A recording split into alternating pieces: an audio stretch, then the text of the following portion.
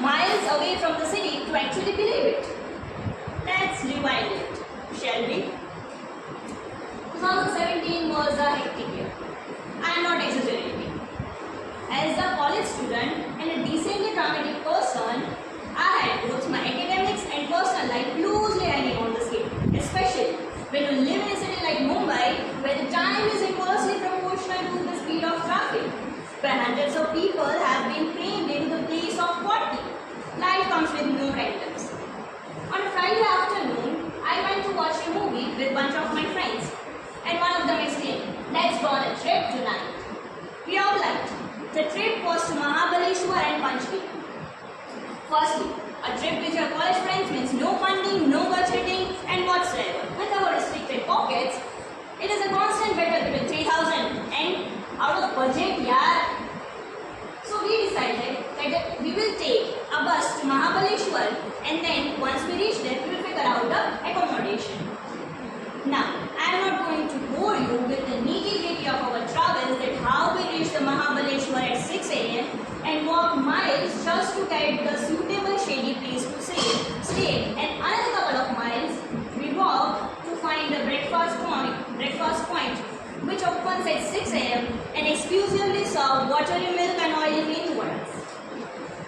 I am not kind of the person who make the unexpected decisions, but this time when I did, I can surely say that it was all worth it. We walked around the city, we shopped at the local bazaars, and for the first time in a long time, away from this college assignment, we can actually breathe. As we were going back to Panchgiri, I was thinking about my life back in Mumbai. But all I did was to travel from home to college, and not even stopping to look at the Gulmohar tree, which is right in front of the building, because I was always rushing to somewhere. We all did this, don't we? We chase one thing and another and yet another. Of course, chasing your dream is very important, and perseverance is the hand of the God. But what I mean to say is that when we chase the little things that happen in our day-to-day life, that we know it won't make a difference in a long way. I sat up on the hill, admiring the tranquility of the lake, and I realized I had so much to be thankful for this moment. Earlier, I used to find what is missing and not focusing on what already I have. It's when I stopped chasing people and things, I realized I had already so much, from family to friends to the simple privilege of being alive. We wait till we are in our 70s to get rid of all the necessary chasing. We wait till we are in our deathbed just to acknowledge what a wonderful day is to be alive.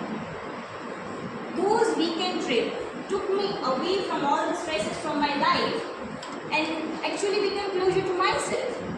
So I guess what I am trying to say is that sometimes you have to travel a long way in order to find what is near. Because unnecessary chasing is not the beauty. The beauty does not lie in unnecessary chasing. It is in actually taking a pause. Thank you.